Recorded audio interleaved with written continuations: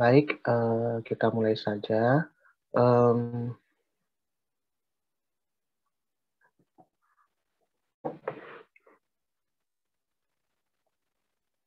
Nah, jadi di mata kuliah gambar konstruksi dasar ini kita akan memiliki 4 objektif ya, learning objektif. Yang pertama itu ya tentu memahami peranan dari gambar konstruksi ya dalam hal perencanaan maupun pelaksanaan proyek konstruksi di lapangan. Kemudian yang kedua yaitu untuk memahami prinsip-prinsip fundamental ya dalam uh, melaksanakan pekerjaan konstruksi ya, dan bagaimana pengaruh atau influence dari gambar konstruksi ini di lapangan. Kemudian yang ketiga untuk mengetahui berbagai jenis gambar-gambar konstruksi, dan yang terakhir itu untuk dapat mendrafting ya, menggambar dan membaca gambar ya.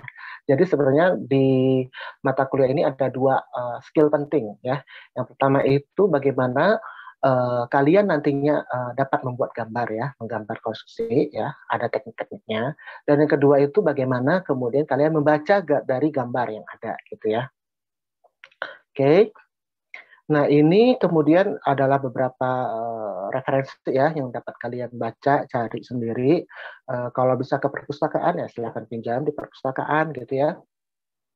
Kalau nggak ada ya mungkin bisa dibeli atau diunduh ya dari internet gitu ya, terkait dengan referensi ini gitu ya. Mengapa? Karena mata kuliah ini tentu tidak bisa, apalagi dengan sistem online tidak bisa benar-benar memberikan uh, apa namanya praktek.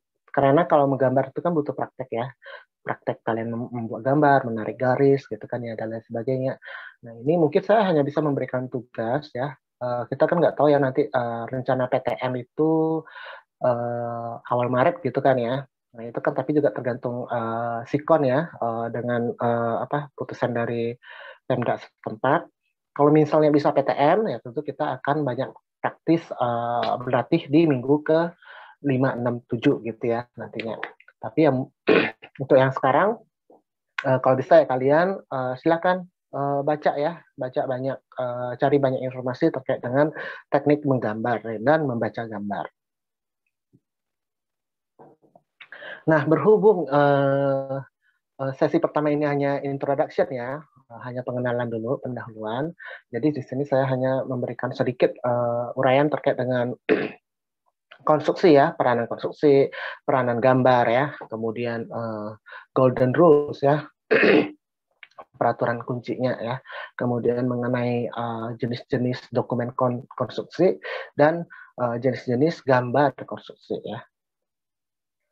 Nah, yang pertama ini, ini seperti terlihat di gambar ya.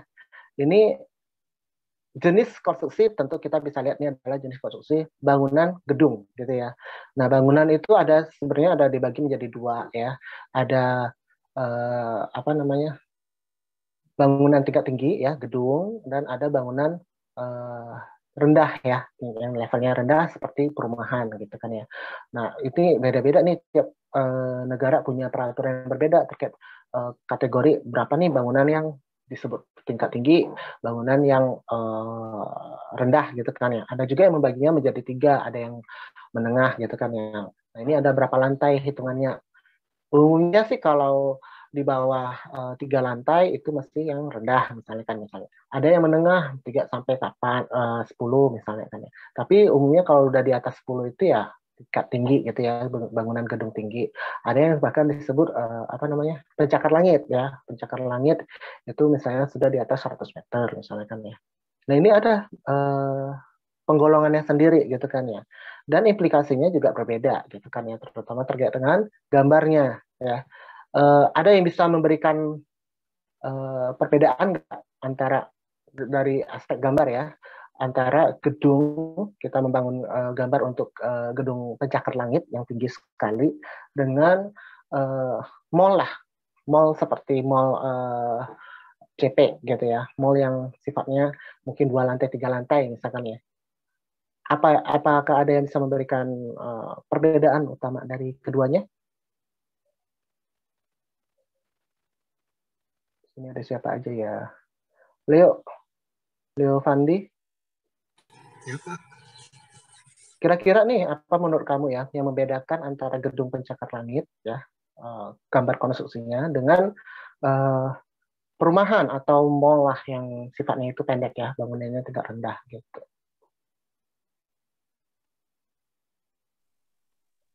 Kalau misalkan gedung-gedung gitu kan kayak menjulang tinggi apa? Hmm. Kalau misalkan rumah kayak eh, pendek. Soalnya kalau misalkan gedung itu kan dipakai buat lebih banyak ya keperluan.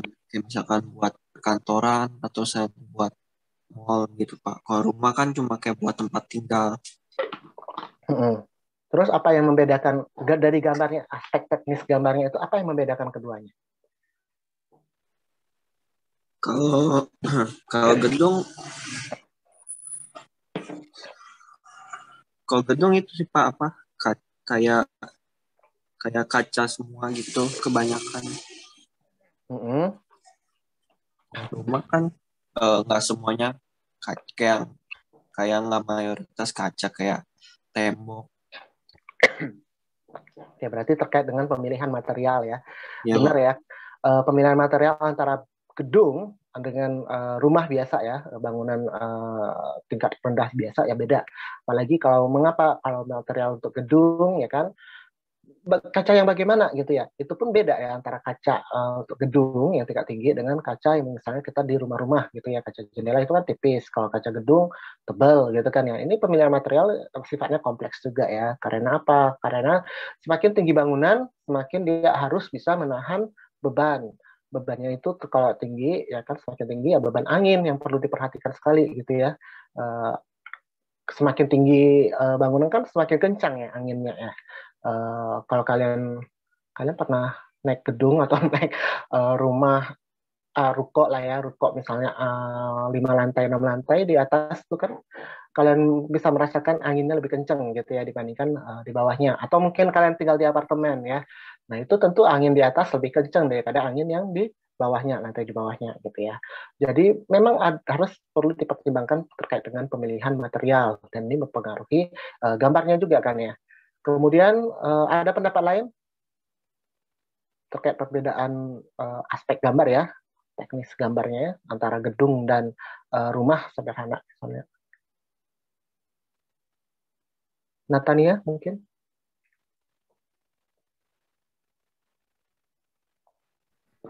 Strukturnya ya Pak. Ya, strukturnya gimana?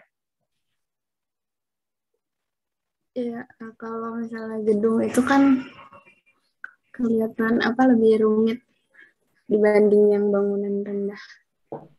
Hmm. Uh, Terkait kompleksitas desainnya ya, gambarnya jelas gedung lebih kompleks ya, karena sifatnya juga, apalagi dia juga sifatnya meninggi gitu kan ya, jadi dia perlu banyak perhitungan terkait dengan kekokohan bangunan gitu kan ya, bagaimana bangunan itu dapat load ya, beban itu dari atas dapat ditransfer sampai ke pondasi di bawahnya gitu kan ya. Mengapa kok gedung-gedung itu kolomnya besar-besar ya, kolom tahu kan ya, kolom apa, kalau umumnya dia bilangnya tiang, tapi kalau kita bilangnya kolom gitu ya. Kolom bangunan itu kenapa kok untuk proyek apa, untuk bangunan gedung itu besar-besar ya. 50 kali 50 gitu kan ya. Bisa sampai 1 meter kali 50 gitu kan. Kalau rumah kolomnya berapa ukurannya? Paling 20 kali 20 gitu kan ya. 15 kali 15. Nah, jelas berbeda gitu ya untuk transfer gaya dan beban ya. Kemudian dari sisi apa tipikalnya ya, tipikalnya kalau gedung itu umumnya karena dia gedung itu sifatnya itu kan vertikal ya, bangunan menjulang ke atas gitu kan ya. Jadi umumnya ya dia tipikalnya apa per lantai, denah per lantai itu, gambar per lantai itu juga tipikal ya, serupa hampir sama gitu kan ya. Antara gambar apa lantai satu di bawah sampai lantai keberapa itu umumnya serupa gitu ya. Mungkin ada yang berbeda dikit gitu kan, tapi ya umumnya serupa gitu ya. Tapi kalau misalnya pekerjaan eh, apa ya namanya, pekerjaan seperti pekerjaan infrastruktur ya, itu pasti gambarnya berbeda gitu ya. Gambar kursusnya itu memanjang gitu kan ya. Jadi ya dia desain per zona bangunan itu berbeda gitu. Nah, ini tadi gedung. Nah, ini misalnya kalau ini adalah gambar konstruksi, bukan gambar, ini adalah foto konstruksi jembatan ya. Nah, jembatan juga berbeda, tapi dia tetap sama membutuhkan gambar konstruksi juga untuk membangunnya, gitu kan ya. Kalau di jembatan ini harus ada abutmennya, ya kan, harus ada kolom penyangga utamanya, ya, harus ada jalannya juga, gitu kan ya. Kalau ini cable stayed ya, jadi ada kabelnya juga, gitu ya. Nah, kemudian nih, kalau ini adalah jalan rel ya. Jadi ini konstruksi jalan rel, ya kan. Nah, di jalan rel itu ada apa aja? Oh, ada balasnya, ya kan. Ada apa namanya, relnya ya, relnya ini, gitu kan ya. Ada kerikilnya, pondasinya ya, dan lain-lain sebagainya. Ini juga gambarnya berbeda juga, gitu ya, jenis gambarnya. Kemudian ini, oh ya, ini gedung lah ya, yang tadi ini Burj Khalifah ya. Masih gedung tertinggi nggak ya ini ya? Atau udah ada yang menggantikannya? Sepertinya masih yang tertinggi lah ya sekarang yang sudah completed ya. Ini Burj Khalifa ya kan. Kemudian ini ada konstruksi bendung ya, bendungan. Dam. Kemudian ini ada konstruksi apa namanya? Sutet ya. Untuk listrik gitu kan. Kemudian ada jetty atau dermaga ya. Kemudian ada pabrik ya kan. Nah, ini semua tentu adalah jenis-jenis konstruksi yang membutuhkan peranan seorang ya kita-kita ini gitu ya, kalian-kalian ini yang nantinya akan bekerja sebagai kontraktor, konsultan ataupun employer dari bangunan-bangunan ini gitu ya. Nah, ini juga ada terowongan nih, ini gambar terowongan ya kan. Ada terowongan itu ada relnya juga gitu kan ya. Kalau ini ada gambar bandara ya. Jadi ini landasan bandaranya, ini masih dalam tahap konstruksi nih ya. Ini ada landasan bandaranya ya kan. Kemudian macam-macam lah ya, ada kincir angin ya, pembangkit listrik, solar panel dan lain sebagainya. Nah, ini semua ya, konstruksi-konstruksi ini semua tentu membutuhkan gambar konstruksi ya kan untuk dibangun. Nah, misalnya ini adalah pharmaceutical service building ya, yang dimiliki oleh University of British Columbia di Kanada. Ini dibangun dengan harga 133 juta dolar ya, dan 246.000 square feet ya, kaki persegi. Nah, ini seperti yang kalian bisa lihat, ini gedung 5 lantai gitu kan ya. Dan ini didominasi dengan fasad yang sifatnya itu adalah tembus ya, artinya dia memakai kaca gitu kan ya. Nah, ini tentu berbeda ya, dan lagi dia bisa terlihat dari sini ya, fasadnya itu tidak hanya fasad sederhana, tapi ada fasad yang timbul masuk gitu ya. Ini ada yang timbul, nih ada yang masuk gitu kan ya. Jadi dia sifatnya itu kayak zigzag gitu ya, untuk bukan zigzag sih, sifatnya itu kayak apa ya? Kita nyusun Lego gitu kan ya, dan apa masuk keluar gitu ya ininya ya. Nah, ini timbul masuk ini juga memberikan aksen yang berbeda. Kalau dilihat seperti ini ya, tentu oh cantik ya, bagus ya gitu kan ya. Tapi kalau kita melihat gambarnya dari aspek gambarnya, ini rumit gitu ya, termasuk kompleks gitu. Kenapa? Karena dia ada beberapa level, di level katakanlah di level lantai kedua ini ya, dia itu ada permainan cantilever gitu kan ya, struktur cantilever yang menjulang gitu ya, yang keluar gitu kan ya, untuk beberapa area gitu kan ya, di pojok sini, di tengah sini gitu kan ya, di pojok sini agak keluar dikit gitu kan. Kemudian di lantai 2 ini hampir semuanya masuk, tapi masih ada perbedaan gitu kan ya. Di level 3 ada lebih menjulang lagi ya cantilevernya gitu kan ya. Di lantai 4 sama. Nah, ini tentu perlu ketelitian ya dalam membaca gambarnya gitu kan ya. Kalau enggak ya nanti ya apa namanya, salah gitu ya ketika kita bangun gitu kan ya. Nah, di sini peranan sama lah, makanya semakin cantik sebuah bangunan, semakin rumit ya, berkelok-kelok, masuk keluar gitu ya, timbul ininya fasadnya. Nah ini tentu kita perlu mempertimbangkan dan memahami bahwa konstruksinya, gambar konstruksinya juga tentu lebih rumit gitu ya dibandingkan yang konstruksi sederhana gitu. Nah ini yang tadi berskalifa ya, harganya sampai 1,5 M ya, dolar, kemudian 829,8 meter tingginya ya.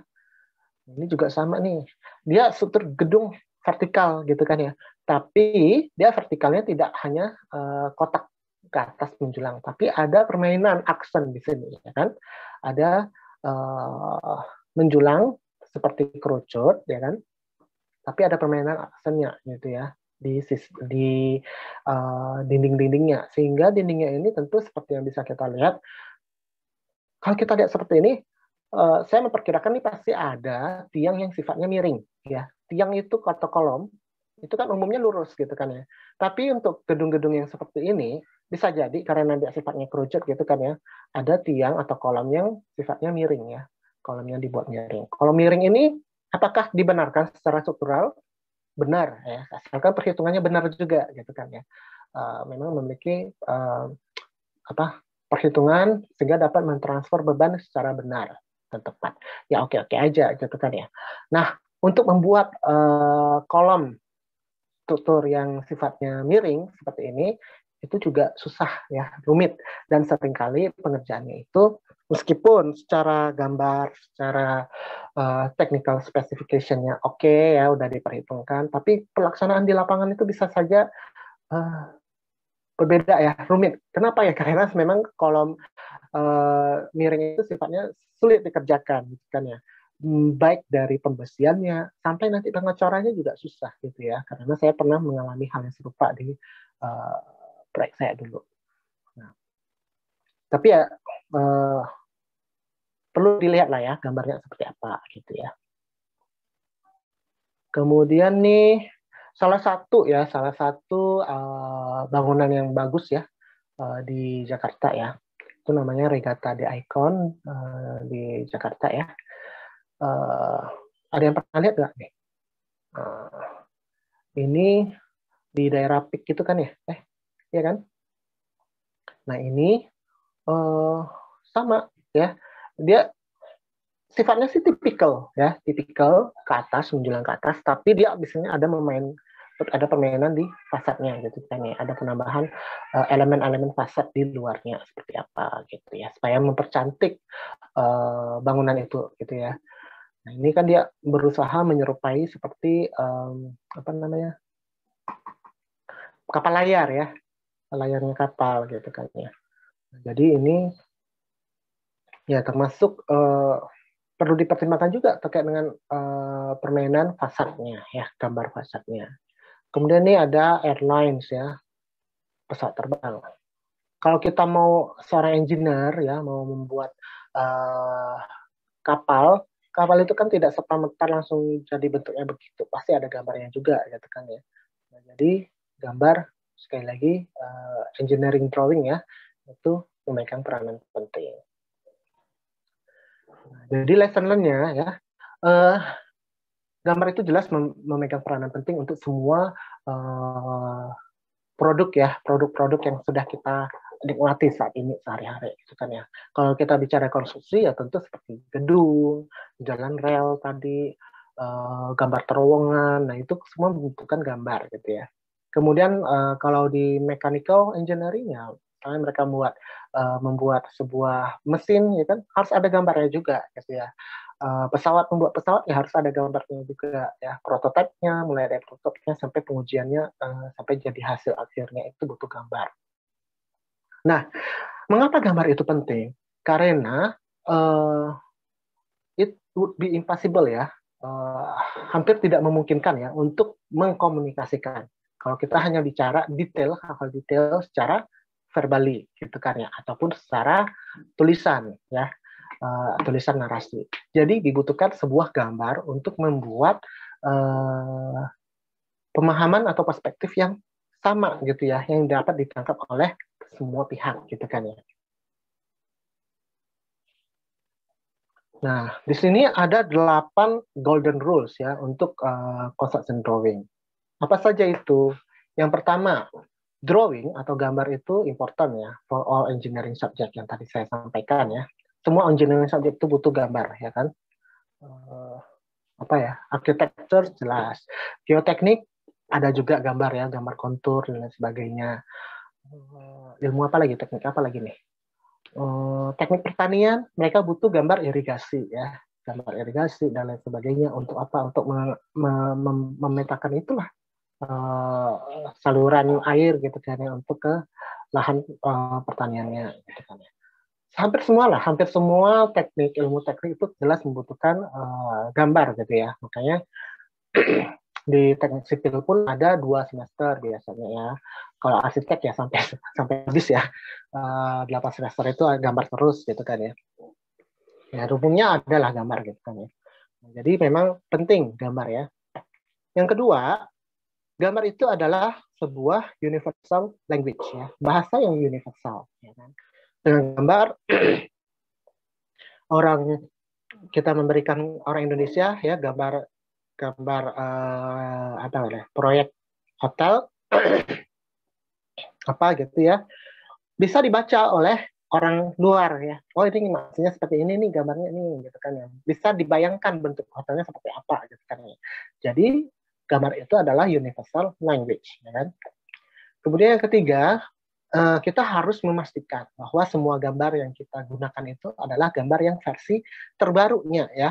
Kenapa? Karena seringkali kan gambar itu adalah gambar itu kan pasti selalu diupdate gitu kan ya. Dibuat oleh konsultan perencana umumnya atau arsitek. Kemudian ada revisian nih. Ya kan? Nah, kalau misalnya kontraktor di lapangan itu salah, masih memakai versi yang lama, tapi itu belum memakai versi yang baru, jelas nanti gambar pekerjaan di lapangannya salah karena dia memakai gambar versi lama, bukan versi yang terupdate gitu kan ya. Jadi ketika seorang kontraktor, QS ya, pelaksana di lapangan itu mau membaca gambar untuk melaksanakan pekerjaan di lapangan, harus dipastikan bahwa gambar mereka itu adalah gambar yang terupdate ya, yang terkini. Kemudian bacalah semua notes ya yang ada di dalam drawing. Nah, notes ini umumnya di dalam drawing itu kan ada notes di satu gambar drawing itu mungkin ada legendnya di notesnya. Ada juga notes yang diletakkan di depan ya, bagian depan halaman depan dari sebuah kumpulan drawing ya. Nah, itu ada juga gitu kan ya. Nah, ini harus dibaca benar-benar. Kenapa? Karena setiap proyek itu bisa jadi notes-nya itu berbeda-beda gitu ya. Makanya perlu dibaca ya. Kita tidak bisa menyamaratakan, oh ini gambarnya ini, gitu kan ya. Oh bentuknya begini, oke ukurannya mungkin benar ya. Balok ya, BIM. Ukuran 20 kali 40 ya. Panjangnya oke, ada terdapat di gambar.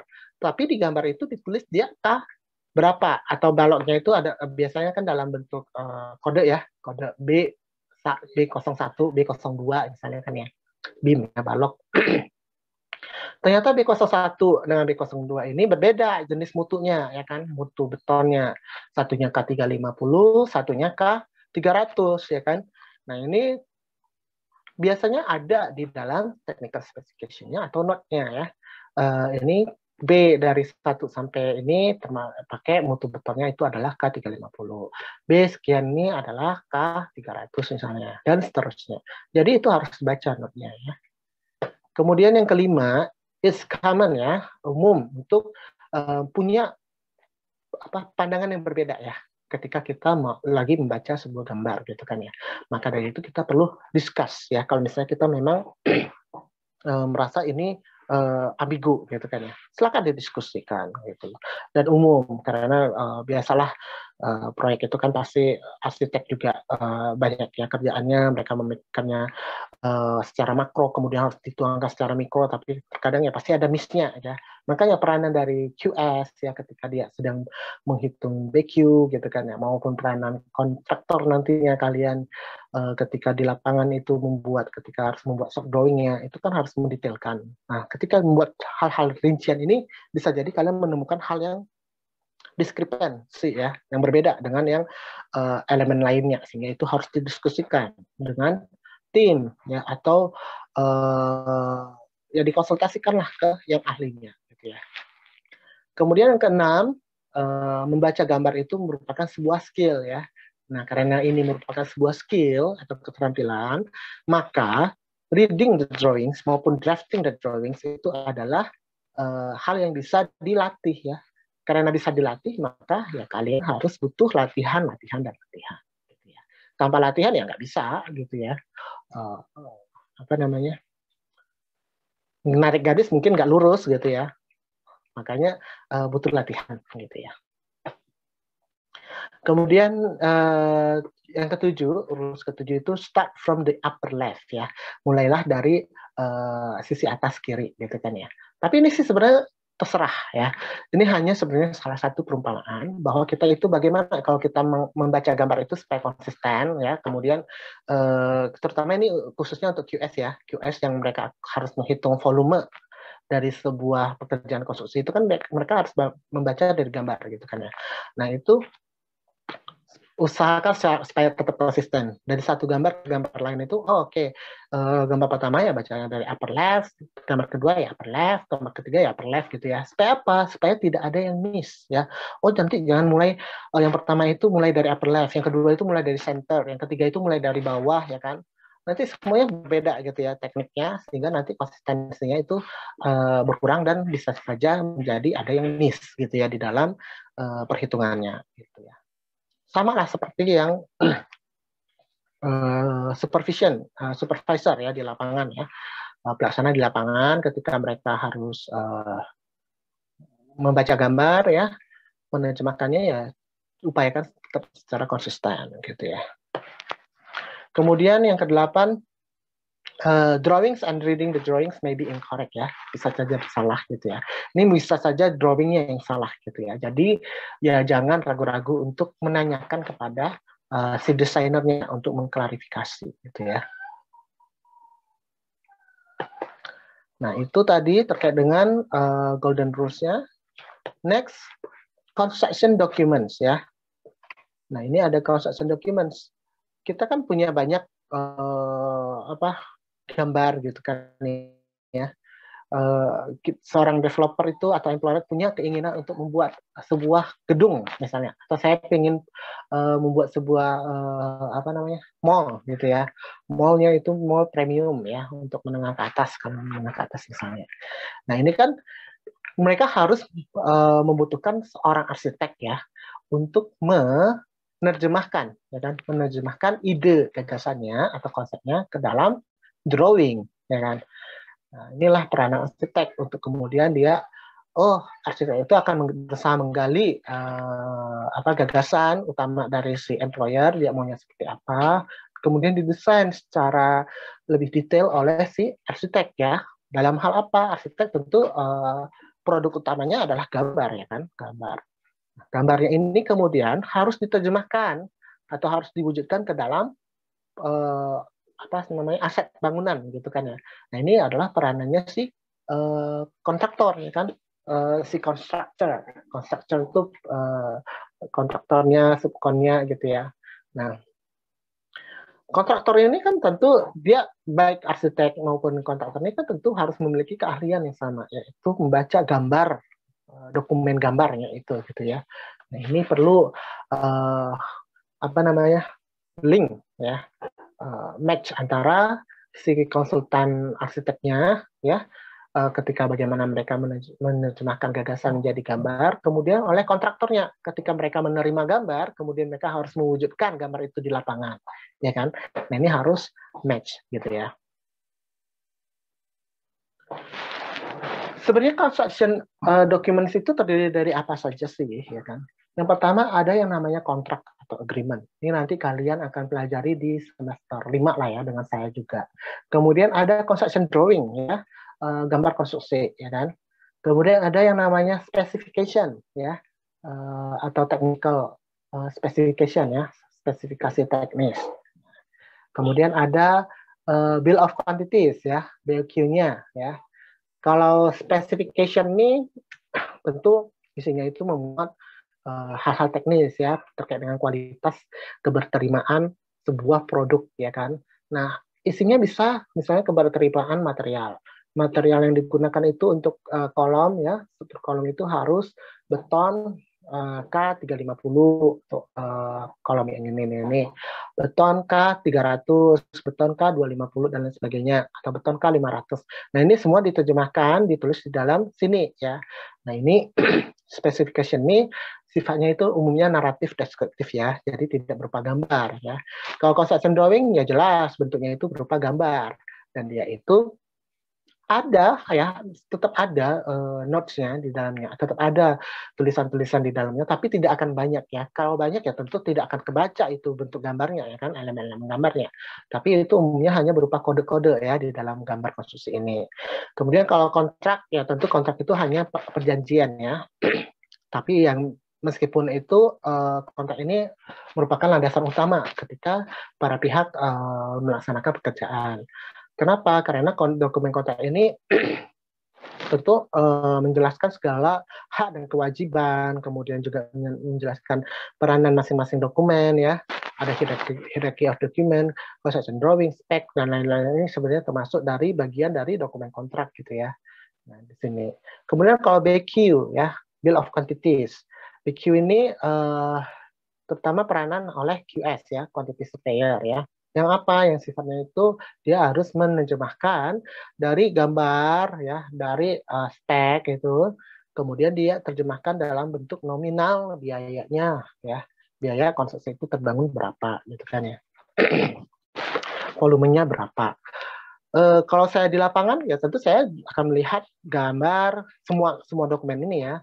Tapi kalau misalnya untuk kalau aktivitasnya itu misalnya pengecoran ya kan, aktivitas pengecoran elemen lantai 1 ya, step lantai 1 step itu lantai ya, lantai 1 di zona berapa. Oh ini BQ ini bisa menjadi apa namanya, panduan ya, panduan untuk apa, untuk memonitor sudah seberapa terprogres gitu ya, yang apa bangunan apa area yang sudah dicor misalnya dapat diprogreskan gitu. Kenapa? Karena di dalam BQ itu ada volumenya, ya kan? Volume atau kuantitas dari pekerjaannya. Nah, di sini ada diuraikan secara detail sehingga bisa kita gunakan itu untuk memonitor lah ya progres pekerjaan di lapangan. Kemudian ada yang disebut dokumen rebar detailing ya. Rebar itu apa? Reinforcement bar ya, atau tulangan perkuatan ya. Nah, kalau dalam bahasa Indonesianya disebut BBS lah ya, bar bending schedule misalnya. Jadi ada schedule untuk khusus meneliti atau mengkaji tulangan-tulangan yang digunakan dalam suatu proyek gitu kan ya. Nah, di sini dokumen juga penting gitu ya. Karena apa? Masing di gambar ini kan tidak terlihat ya, umumnya tidak terlihat berapa sih volume yang dibutuhkan ya. Apalagi gambar di sini kan biasa kalau gambar konstruksi itu kan biasa ada gambar baloknya gitu ya, potongan balok. Nah, potongan balok pun terkadang itu kan balok itu panjang gitu ya di lapangan, tapi ya dia pasti kan di gambar itu akan dibuat kepotong gitu ya. Jadi belum tentu gambar itu mencerminkan yang sebenarnya, sehingga gambar konstruksi itu harus kemudian diklarifikasi, dikonfirmasi dengan dokumen lain, baik itu spek, baik itu BQ-nya, baik itu BBS-nya gitu ya. Kemudian yang terakhir itu ada juga yang disebut insurances ya, asuransi, dokumen yang terkait dengan asuransi. Nah, karena subjek kita ini fokus di drawing ya, tentu kita lebih banyak bicara mengenai construction drawing-nya ya. Nah, ini adalah bagaimana dokumen konstruksi itu berperan ya. Di sini tentu kita lihat dari owner-nya dulu ya, employer-nya. Employer membutuhkan arsitek ya. Untuk apa? Untuk memberikan solusi, menyediakan solusi terkait gagasannya ya. Berupa apa nih? Berupa gambar. karena hasil dari arsitek itu utamanya adalah gambar dan spek lah ya, spesifikasi teknis. Nah, di sini ada konsultan atau tim arsitek ini, dia terdiri dari tim, ada drafternya ya. Draft itu yang tukang gambarnya ya, tukang gambar, drafter. Kemudian ada mechanical engineers-nya, ya. Kemudian ada electrical engineers-nya, ada structural engineers-nya.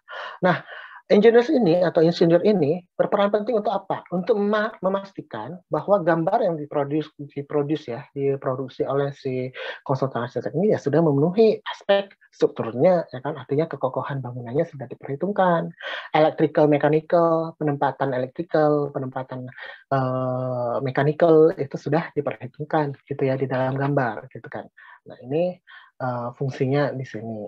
Kemudian owner itu tentu kalau misalnya punya duit langsung ya akan meng-hire kontraktor. Kalau nggak ada ya dia akan meminjam ke lending institution, bisa bank, bisa manalah ya, untuk membangun, ya kan.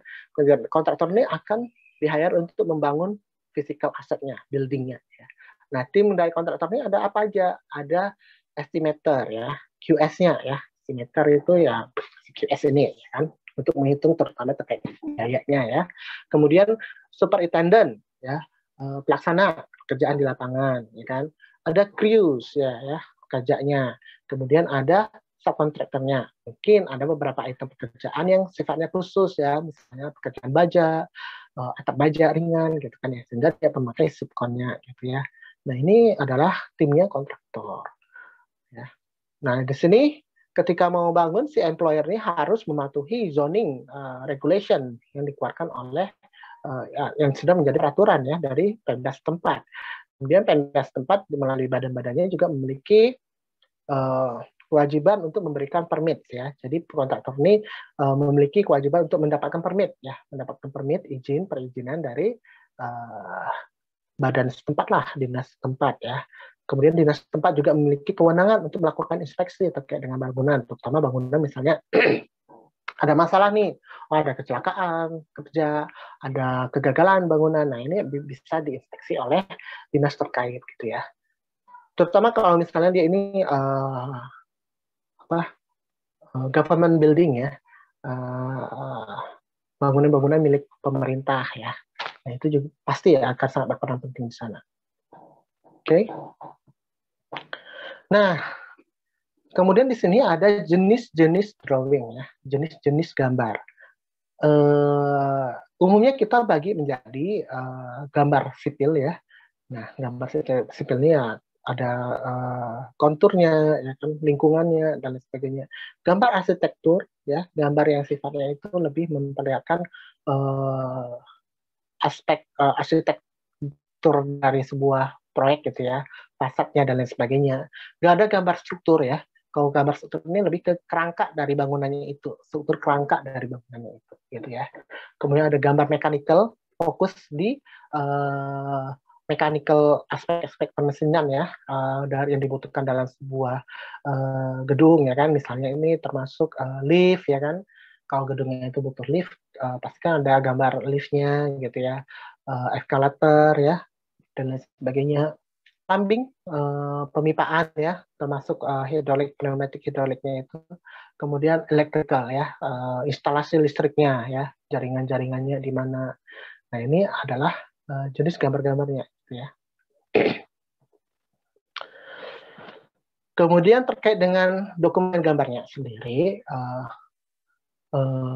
di umumnya ya, kita harus mengenal jenis-jenis kertas gambar ya. Ada mulai dari A0 sampai A4. Kertas A4 ya umum lah ya, yang biasa kalian print gitu ya. Ukurannya 210 kali 297 ya. Kemudian A3 itu artinya 2 kali dari A4 ya. A2 itu adalah 2 kali dari A3. A1 sama 2 kali dari A2, dan A0 itu 2 kali dari A1 ya. Jadi itu ukuran dari kertas gambar gitu ya. Nah, yang biasanya kita pakai, yang biasanya kita, kalau misalnya kalian ke perpus ya, minta Bu Sri atau tim perpus, lihat dong gambar konstruksi Vimala Hills atau Pullman Bandung. Nah, kalian akan diberikan gambar konstruksi ya, dokumen gambar. Itu bentuknya ukuran A3 ya, bukan A4. Umum kita menggunakan A3 ya.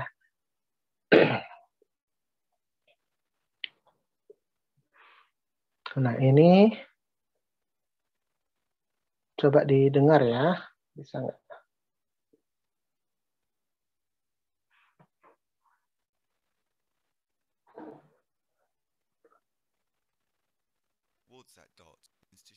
Oke. Sorry. Kedengaran ya suaranya.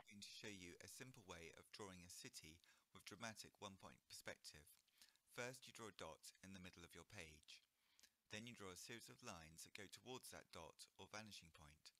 The ends of each line nearest the vanishing point will be the tops of your buildings, and their edges need to be parallel to the edges of your paper.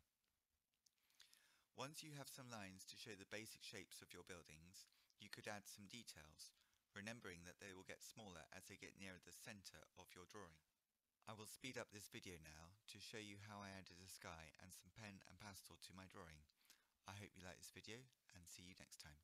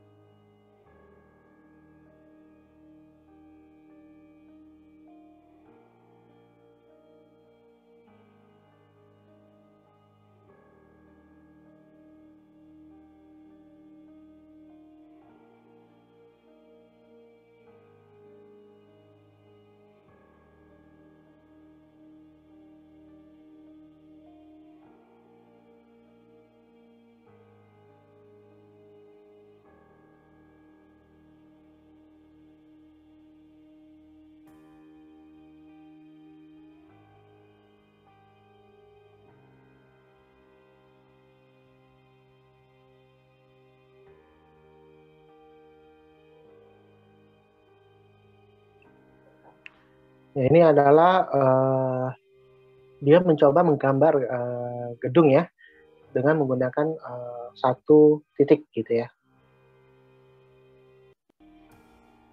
Jadinya ya kan. Oke.